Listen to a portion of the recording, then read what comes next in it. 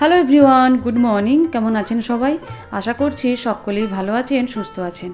আমার আজকের আরও একটি নতুন ব্লগে আপনাদের অনেক অনেক স্বাগত। বৃহস্পতিবার সকাল এখন 7টা বাজে। চলে এসেছি রান্নাঘরে। ভাবছি আজকে ইঁচড়ের চপ বানাবো। এগুলো ঠিক ইঁচড় নয়, ইঁচড়ের ভুতি। মানে ইঁচড় কাটার সময় যে ইঁচড়ের অংশগুলো আমরা ফেলে রাখি, রান্না করি না, এটা হচ্ছে সেই অংশটা। সেই যে পরশুদিন যে ইঁচড়টা আমাদের রান্না হয়েছিল, এটা সেটারই অংশ। কালকে বিকেলবেলা মা বলছিল চপ বানানোর জন্য, তো আমি বললাম যে সকালবেলা বানাবো।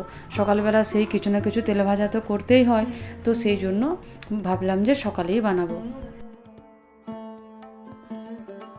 কাজগুলো করা একটুখানি চাপের হয়, কারণ ওর বাবা তো সকালবেলা মুখ ধুয়েই মুড়ি খায়।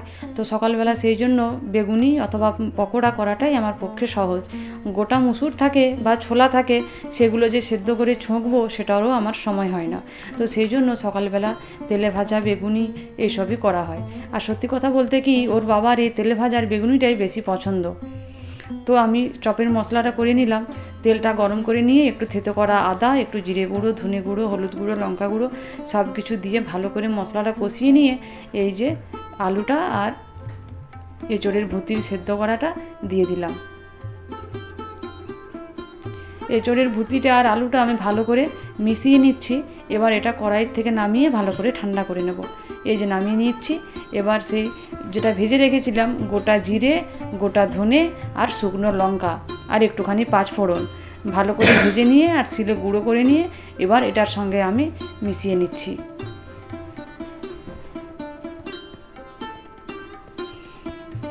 চপের পুরটা তৈরি হয়ে গেছে। এবার এই যে এখানে আমি বেসনটাও মেখে নিয়েছি। এবার এই বেসনটার সঙ্গে চপের পুরটা ভালো করে লাগিয়ে নিয়ে গরম তেলের মধ্যে ছেড়ে দেবো। এদিকে ওর বাবা মুখ ধুয়ে বসে আছে আর আমার প্রচণ্ড তাড়া হচ্ছে যে কতক্ষণে আমি খাবারটা দিতে পারবো।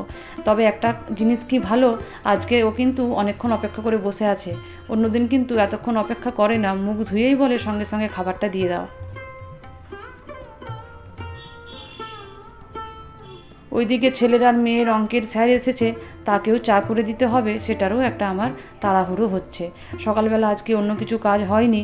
ছেলে মেয়ে টিউশনি পড়বে বলে ওদের রুমটা শুধু ঝাঁট দিয়েছি। আর মা ষষ্ঠী পুজো করাতে যাবে, সেই জন্য ঠাকুর ঘরটা শুধুমাত্র ঝাঁট দেওয়া আছে।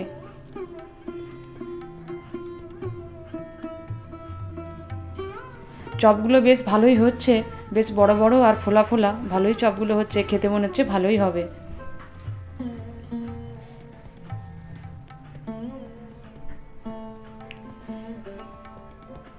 চপগুলো প্রথমবারের চপগুলো ভাজা হয়ে গেল, তারপর ওর বাবাকে মুড়ি দিয়ে দিলাম। আর সারা বাড়িটা এমন চপের গন্ধে মানে মোমো করছিল। টিউশনির স্যারকেও ওই জন্য দিলাম দুটো চপ। তারপর টিউশনির স্যারকে চা করে দিয়ে চলে এসেছি এইখানে মায়ের ষষ্ঠী পুজো করা দেখতে। মা ষষ্ঠী পুজো করাতে যাবে, পুরোহিত মশাই টাইম দিয়েছে 8টার সময়।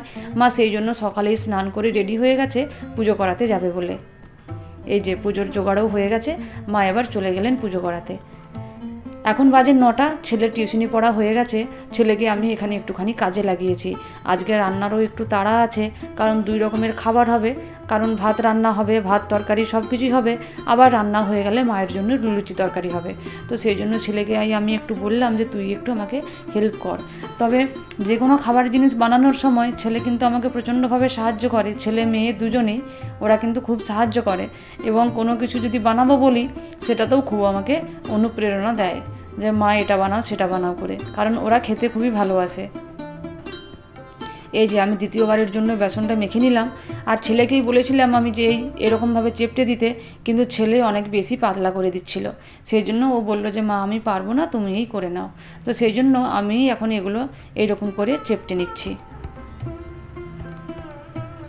তবু ছেলে এই যে গোল গোল ভাগগুলো করে রেখেছিল, এতেই আমার অনেকটা উপকার হলো।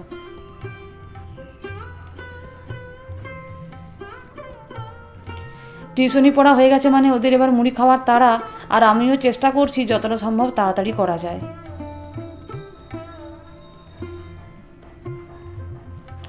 দিয়ে দিলাম 6টা চপ।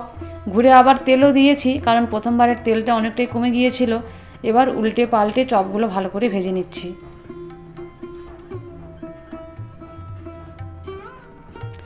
যারা আমার ভিডিওটা দেখছেন, যদি কারুর খেতে ইচ্ছে করে, আমি তার কাছ থেকে মাপ চেয়ে নিচ্ছি খাওয়াতে পারলাম না বলে। আপনারা প্লিজ একবার বাড়িতে বানিয়ে খাবেন, তাহলে আমার খুব ভালো লাগবে।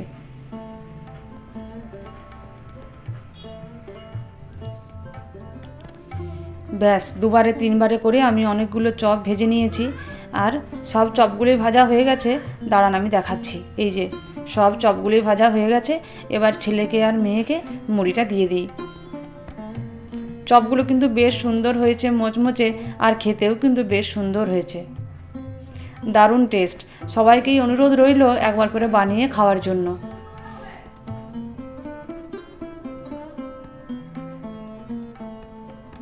এই যে ছেলেকে মুড়িটা দিয়ে দিয়েছি, আর মেয়েকেও এবার মুড়িটা দেব। মেয়ে এখন ওপরে কি করছে কি জানি, কিছু একটা কাজ করছে মনে হয়।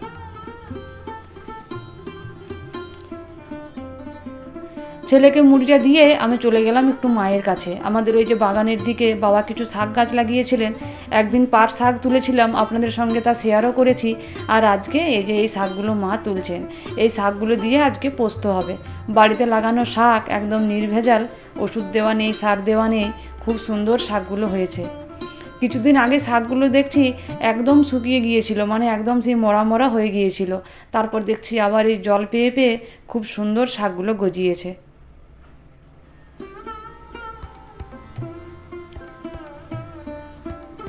এই শাকগুলোরই আজকে বেশ সুন্দর পোস্ত হবে। শাক তোলা দেখতে দেখতে হঠাৎ আমার চোখ চলে গেল আম গাছটার দিকে। বেশ সুন্দর আমগুলো বড় হয়েছে, তবে বড্ড পড়ে যাচ্ছে আমগুলো। এই যে নতুন করে আর একটা কলা কান্দিও নেমেছে। এই কদিন আগে একটা কলা কান্দি হয়েছিল, আমরা খেলাম, সেই যে হনুমানকে দিয়েছিলাম কলাগুলো, আপনারা দেখেছেন তো, সেই কলার কান্দিটা। আর এটা আর একটা নতুন করে হচ্ছে, তবে কি জানি হনুমানগুলো হয়তো আবার আসবে। কলা কাঁদিগুলো আমরা একটা বিশেষ পদ্ধতিতে রক্ষাও করি, সেটা যখন করব তখন আপনাদের সঙ্গে শেয়ার করব।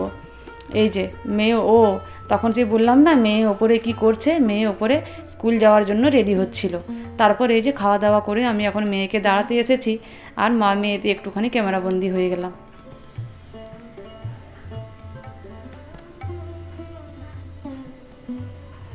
চলে এসেছে মেয়ের স্কুলের গাড়ি। এই গাড়িটিতে করেই মেয়ে সেই ছোটোবেলা থেকে স্কুলে যায়, একদম সেই ছোটো থেকে, যখন থেকে সেই প্রাইমারি স্কুলে পড়তো তখন থেকে, মানে প্রাইমারি লেভেলে আর কি। প্রাইমারি লেভেল থেকে এখন হাই স্কুলের লেভেল পর্যন্ত এই গাড়িটাতেই যায়। তবে মাঝে মাঝে এখন বড় হয়ে গেছে তো মাঝে মাঝে সাইকেলেও যায়, আবার কোনো দিন টোটোতেও যায়। এই গাড়িটায় একটু দেরি করে আসে তো সেই জন্য এই গাড়িটায় যেতে চায় না, বলবে আমি বসার জায়গা পাই না। তবে এখন তো পরীক্ষা, বসার জায়গার কোনো ব্যাপার নেই, সেই জন্য এখন কটা দিন এই গাড়িটাতেই যাচ্ছে। মা এখানে আটা মাখছে, আমি ওইদিকে রান্নাটা বসিয়ে দিয়েছি। মাকে আমি বললাম যে আগে তোমার খাবারটা করে দিই, কারণ তুমি তো সকাল থেকে খাওনি। মা বললো যে না, আগে তাড়াতাড়ি রান্নাটা করে নে, তারপর আমার খাবারটা করবি। সেই জন্য মা এইদিকে আটা মাখছে আর আমি ওইদিকে রান্নাটা বসিয়ে দিয়েছি। চেষ্টা করছি যতটা সম্ভব রান্নাটা তাড়াতাড়ি করে নেওয়া যায়।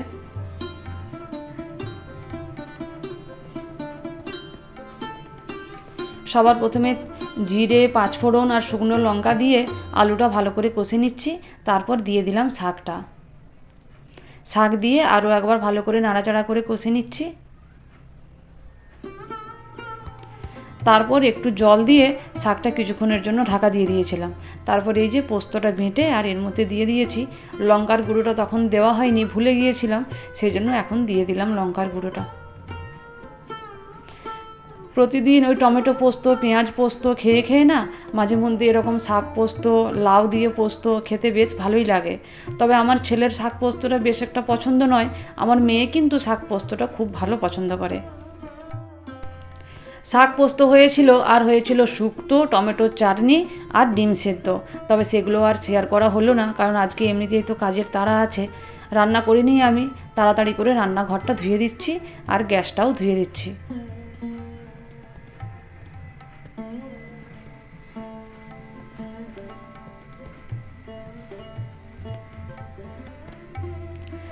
গ্যাসটা বেশ ভালো করে ধোয়া হয়ে গেছে।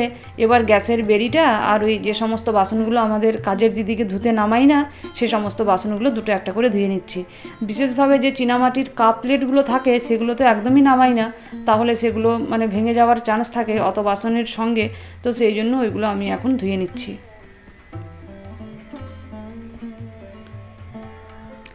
রান্নাঘরটা ভালো করে ধুয়ে নিয়ে আমি চলে এসেছি ওপরে। এই কদিন হলো আমি ওপরেই জামা কাপড় মেলছি, নিচটাতে প্রচণ্ড রোদ থাকছে, তো সেই জন্য ওপরেই মেলেছিলাম। সেই জামা কাপড়গুলো আমি এখন নিতে এসেছি, ভাবছি এখনই চানটা করে নেব। কারণ মা চাকতি বেলা দিয়ে লুচি বেলতে পারে না, মায়ের একটা লুচি বেলার আছে, সেটা দিয়ে লুচি বেলে। তবে অনেকটা দেরি হবে, সেই জন্য মাকে বললাম যে তুমি ততক্ষণে আলু চচ্চড়িটা করো, আমি এক্ষুনি বাথরুমে ঢুকবো আর বেরোবো, আমি এক্ষুনি আসছি। মা মাথায় স্নান না করলে খাবে না, মাথায় স্নান করে যদি আমি করি বা হেল্প করি তো তখন মা খাবে। তো সেই জন্য আমি বললাম যে আমি এক্ষুনি মাথায় স্নান করে আসছি। আর কাজের তাড়াতে আমারও আজকে এখনও অবধি খাওয়া হয়নি, মায়েরও খাওয়া হয়নি, আমারও খাওয়া হয়নি। তো সেই জন্য ভাবলাম যে আগে মাকে মানে মায়ের খাবারটা করেই দিই, তারপরেই খাবো।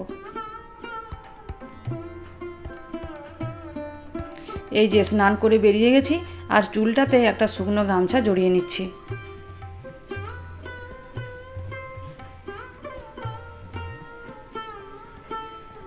চলে এলাম রান্নাঘরে। এই যে মা এখানে সুজি করছে, সুজিটা হয়েই গেছে, একটা কড়াইতে সুজি হচ্ছে আর একটা কড়াইতে আলু চচ্চড়ি হচ্ছে। আমি এই যে নিচে বসে পড়েছি লুচি বেলার জন্য। লুচি বেলা প্রায় শেষের দিকে, প্রথম দিকটায় ভিডিও করা হয়নি, মনে হচ্ছিল আগে তাড়াতাড়ি করে বেলে নিই। এটাই হচ্ছে আমার শেষ পর্যায়ের লুচি বেলা। লুচি বেলে আমি এখন উঠে গেছি, আর ওঠার পর আমি একটুখানি ভিডিও করছি। এই কড়াটাতেই সুজি হয়েছিল, ভালো করে ধোয়া হয়নি বলে ধারটা কীরকম পোড়া পোড়া হয়ে গেছে।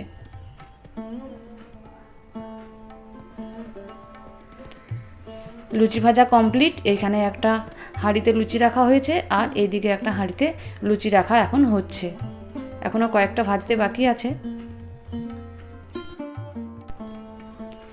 লুচিগুলো ভাজা হয়ে যাওয়ার পর মা আমাকে বলল, তুইও তো সকাল থেকে খাসনি, তুইও আমার সঙ্গে খেয়ে নে।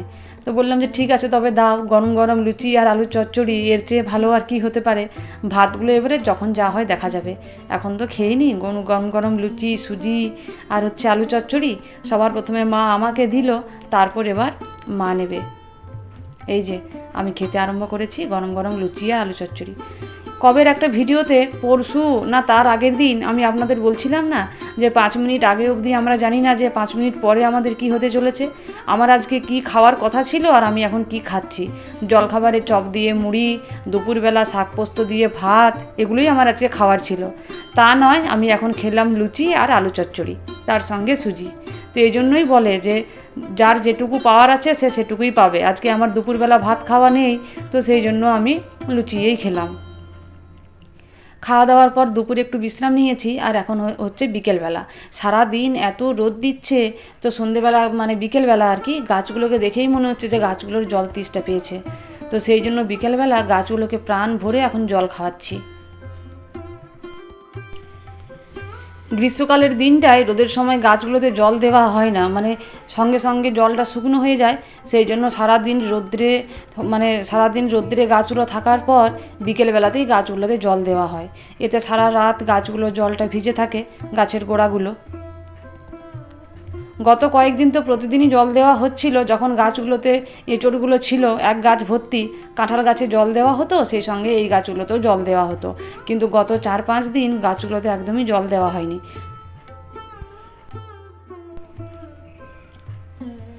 ঠিক আছে বন্ধুরা, তাহলে ভিডিওটা আমি আজকের মতো এখানেই শেষ করছি। সকলেই ভালো থাকবেন, সুস্থ থাকবেন, সাবধানে থাকবেন। দেখা হবে খুব শীঘ্রই পরের আরেকটা ভিডিওতে। আজকের মতো এখানেই শেষ করছি। যদি ভিডিওটি ভালো লেগে থাকে অবশ্যই চ্যানেলটিকে সাবস্ক্রাইব করে আমার ছোট্ট পরিবারের সদস্য হয়ে যাবেন।